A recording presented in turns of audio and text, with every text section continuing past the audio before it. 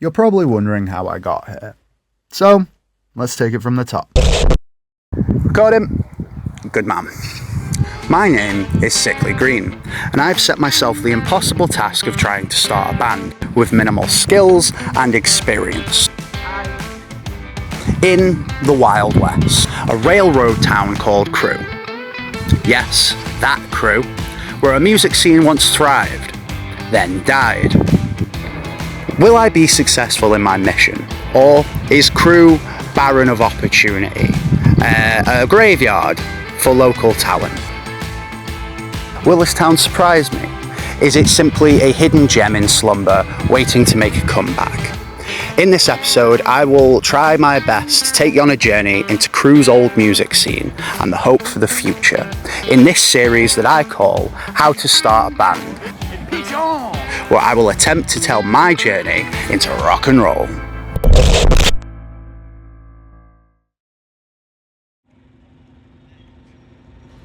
So as I mentioned previously, Crewe is a railroad town, kind of the railroad town. Crewe can best be described as a land very similar to the Wild West. Somewhere of a mix between Lawrence of Arabia, the good, the bad, and the ugly, and Mad Max. Crewe was also, actually, a very popular place to perform live music. This was not exaggerated enough. Crewe has always had faculty for the artists. In fact, in the town centre, where our works used to be, there is actually a new art space that has been opened. It is home to the Lyceum Theatre, which is the last Edwardian theatre in Cheshire. The reason we are here today, and my point being, a lot of very talented people started out here, proving that Crewe was a very good place for a musician to learn how to work the crowd. The most iconic venues in Crewe for my neck of the woods were the Limelight, 2112, which would become Dante's, and the Box. But instead of talking about this, I may as well show you.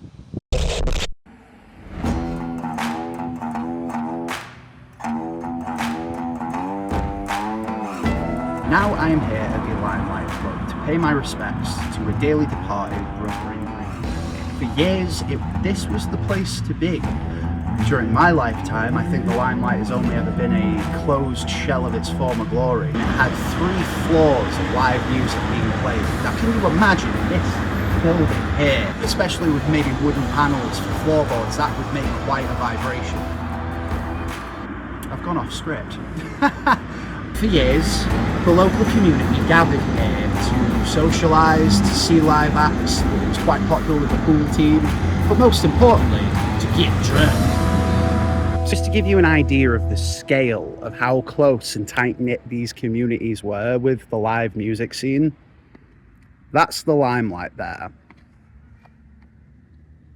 That's Dante's, 2112. Well, 2112 rebranded Dante's. But these places were literally right next door to each other, and you can imagine what this nightlife could have looked like back in the day. If a person was walking the Jubilee Gardens in 2025, they'd see Dante's, they'd see the Limelight, and they'd probably ask themselves, what the hell happened here? Approaching this subject with only scraps of information, and mainly a lot of rumours, put me in a position kind of like you guys, the viewers at home. Not really much information, but ready to hear the story. And you may be asking yourself, what does any of this have to do with starting a band? Well, it's very simple. I need to know how music used to walk around this town if I am to succeed. The abandoned venues, they catch the eye, and it looks like a story waiting to be told. So the first step for me was very simple, reaching out to my community. It's a damn fine brew, Macaulay. Wait for that traffic to disappear. And you're definitely recording? Bro, I just needed to double check that Mako was recording. Okay, so all of this pretty much spurred me to reach out into the general public to ask them for help. So on Facebook, I put up a post that said this: hello everybody, does anybody remember the old music scene that existed in Crewe, late 90s, early 2000s, specifically the Box, Dante's and the Limelight? I am doing research for a YouTube video that will serve as a mini documentary about the area. I would like to learn as much as possible regarding the rise and fall, elaborate on where we are now, what has changed in Crewe since. Any experience or information is absolutely valid.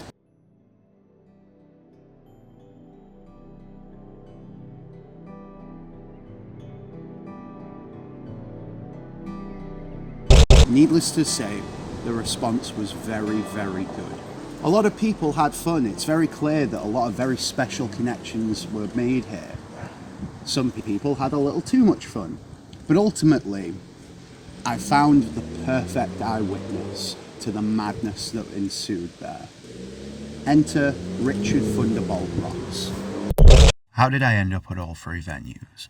I started pulling pints in 2112 while going through college and cutting my teeth in the pub industry. This was being thrown in the deep end, as 2112 was the post-Limelight nightclub to be on Friday and Saturday night, seeing all the late night shenanigans that the alternative community were up to. At the time, this was the way around the late licensing issue.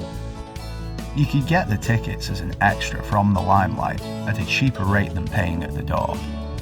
2112 was owned initially by Ray Bissum. Ray was also the original founder of the Limelight, and then by Big Phil Yates. This led to me gaining a job in the local Riley's as night manager, and eventually assistant manager / relief manager. It's worth mentioning that Ray Bissum passed away on January 3rd, 2022.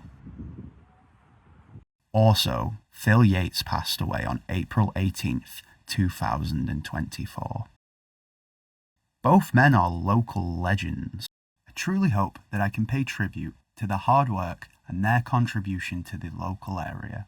I was headhunted by Angela Ford, general manager, to be her second at the Limelight, and I agreed to be poached, armed with a good level of corporate knowledge of managing a venue. When I moved back to Crewe, I ended up taking the flat that was on site. At one point, I didn't leave the building for 3 months because everything I needed was there. I'd say the biggest challenge for me was changing work styles from corporate to independent and learning all the nuances of how the Limelight ran. Eventually, the Limelight got sold to Paul Cope. This was the beginning of the end and regarded as a bad move by many. But until the closing chapter started, the sense of community and acceptance and belonging was at an all-time high. My next stop on my journey was Dante's, the old 2112 site. In 2009, Sharon Cook took over as director of Dante's Nightclub Limited. This would mark the transition from Ray's original 2112 to going the full 9 circles that would become Dante's. It was a little weird returning to a familiar site with not much changing internally. I ended up using a lot of lessons that I'd learned on my journey through the pub trade. A highly enjoyable but different experience. We had some of the old staff from the Limelight working the bar. The last of the live music venues was the Royal Hotel, held within the box. I was taken on by Ray Beaches, director, on recommendation from a few friends who had worked for him in various capacities. Here I managed the box, bar 7 and the corner bar. Although some things were familiar in the general operation, the vibe was slightly different with the box. The genre was a lot wider than the Limelight, but the aesthetic was closely similar. Since leaving the Royal Hotel, my next venue after a few jobs was Crewe Market Hall. Earlier this year I spoke to some very lovely people over at the Crewe Market Hall. Unfortunately, the interview didn't come together in time, but they were very helpful. Another challenge was keeping the bar tariff as fair as possible. It was always oriented to the local community at its heart. Dante's had a set of its own challenges. We had little to no budget to keep on track. I used a lot of tricks and other skill sets to help develop the nightclub. It was more for a younger crowd, but open to everybody. Luckily, there were people from the Limelight there to help out. Although we appeared within Metal Hammer frequently under the Redeemer franchise, we still kept our eyes solidly on the local community. I actually tried to look for this Metal Hammer reference, but I'm new at this and I couldn't find it. Dante's had fostered their own vibe, and which was unique, but it did have some of that Limelight community love and spirit wrapped in there. The Box had a very different challenge. Ray had to fend off the company that owned the hotel into keeping the Box open. The community had lost the limelight, and Dante's at this point, when I started and needed a home, more and more took to attending gigs at the Box. Many mainstream bands played on stage once a year through Crewe Live. This particular event was run at a loss, but the point was, it was for the community. And okay, bragging rights.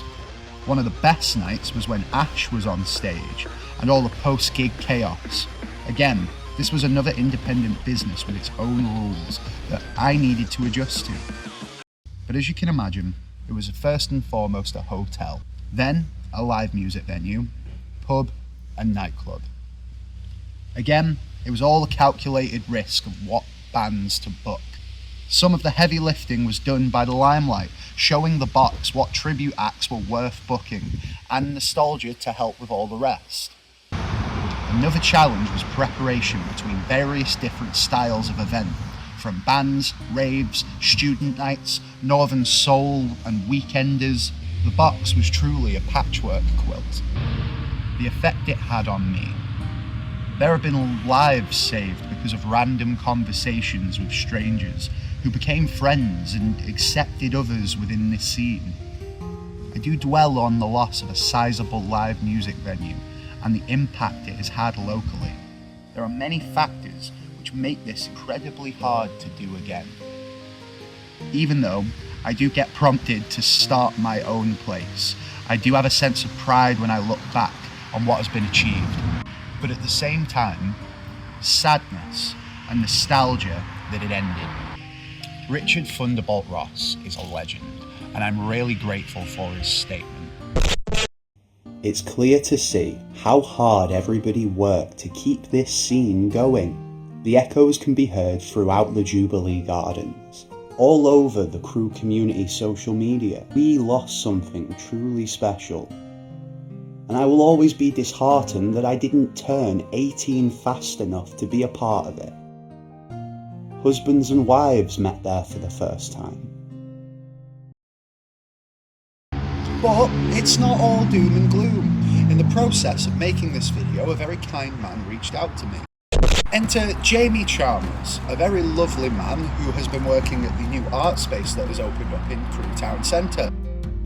If memory serves me well, they have aspirations to go much bigger and bolder with their plans. Also, as a resident of Crewe, you're me. You're walking around the town centre looking for new and exciting things to film. And then you come across this absolute beauty of a building. Like slipping into an alternate dimension or finding a unicorn. And as the fates have it, Jamie Chalmers has something to do with this beautiful structure. He was very kind to invite me over for a very short interview, and this is what he had to say.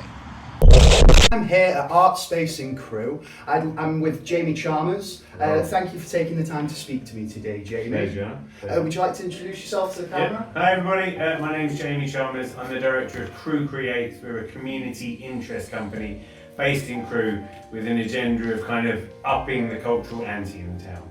Fantastic.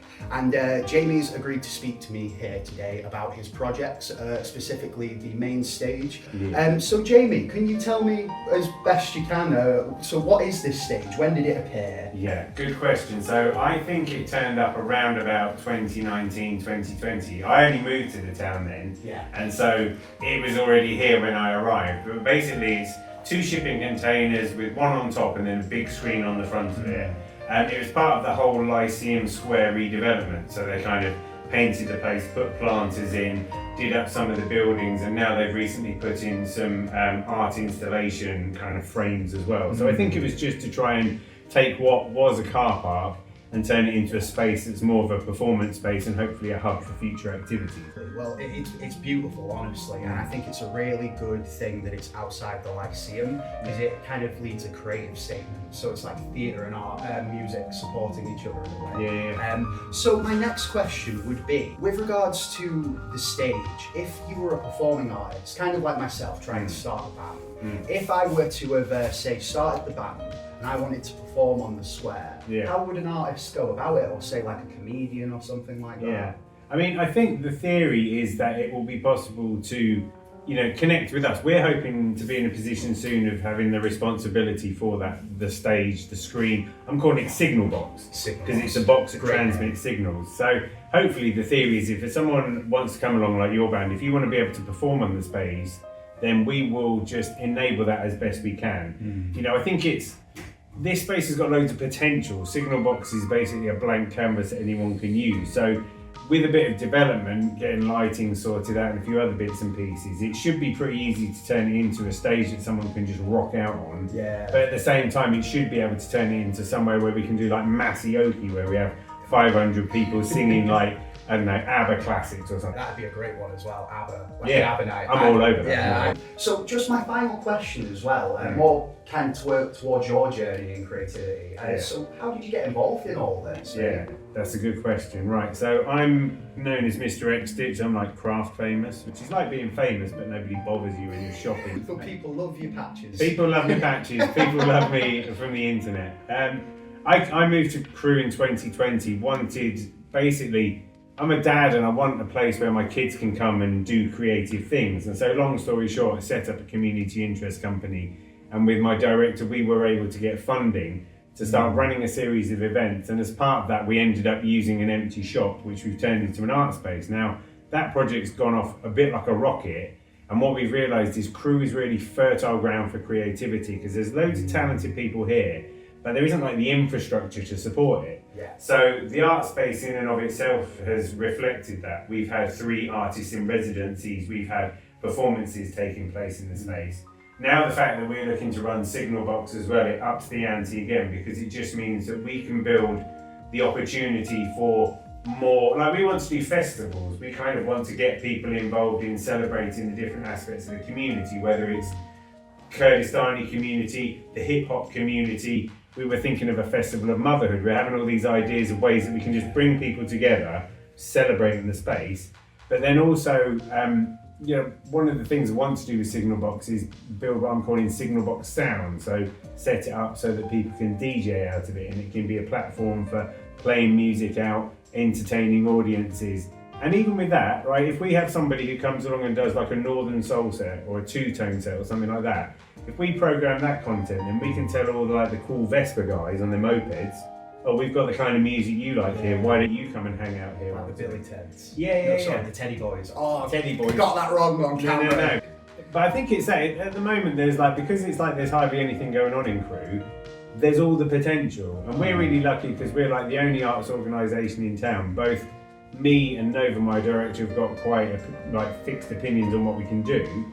So we're looking around and we're talking to people. We're interested in up and coming bands. We want to just, any kind of scene that there is, we want to just be able to try and amplify it and just make Crewe a town that's really cool for people to come to, because it's not pretty and it doesn't have a lot of hope, but it's incredibly culturally diverse and it's got so much potential and it's got wicked transport links. So you put all those things together. This place, honestly, Crewe, City of Culture 2030. Yeah, let's have it. Yeah, absolutely. I definitely think there is potential that Crewe never really went away, much more went into slumber, you know. And I suppose being a young kid here, when it is in slumber and it seems like it's a bit boring, it could be a bit disheartening, but in my research for this project specifically, and speaking with yourself, there are some beautiful things coming up. I've noticed recently, I think Crewe Live's trying to make a big comeback, which is exciting. But yeah, so thank you for talking about your projects, Jamie. I really appreciate your time. I'm excited to be part of your journey as well. This is going to be cool. Honestly, mate, I'm really happy you were a part of it. Thank you so much for having me. I've been wanting to check out Artspace for quite some time now, and what a wonderful way to introduce me. If there's anything I can do for you guys in the future, don't hesitate to ask. Yeah, I've got a Willow Bentley that needs moving, mate, so we'll crack on with that. Oh, I can't drive. Jamie Chalmers is a legend. I'm really grateful to Artspace for letting me come down and actually get on the ground floor with some of the people who are actually trying to bring the community back to life. Restore a bit of vibrancy in the town. Richard Thunderbolt Ross still works very hard to find his next project. I think what I would like to see Cheshire East do more of in the future is support privately owned music venues, support community interest companies, local businesses, and we have to inspire these creators to take risks. It really fills me with joy to see places like Artspace hit the ground running. I'm happy to say that since my interview with Jamie, Signalbox and Artspace, I believe, has actually gotten the green light to go on some of the projects that they had lined up. And so I'm very excited to see how they contribute to the local limelight. There is an idea to rehabilitate Crewe as a small city. Now, no offence, I think this is a bad business model. There is no point in investing into luxury housing when there isn't much to offer at the moment. But I am proud of Crewe, and I believe that things are going to look up in the future. And as a citizen here, I think we need to play to our strengths. Crewe is a town, and it always will be. Crewe has always prided itself in letting its community express itself. Things like Crewe Live, the Carnival, the Lyceum Theatre, Cheshire College, the old music scene. Crewe is vast in potential. It's clear to see how the community remembers its history. I, for one, have been moved in the process of making this first episode by speaking to people like Richard Thunderbolt Ross, Jamie Chalmers, and many others. There's a very important conversation going on as to what the new Crewe is going to look like. As always, with questions like this, a lot of unease in the community. I don't think we need another car park. But also, a lot of anticipation. I like to think that we built this town on rock and roll. That's something very important to consider going into the future.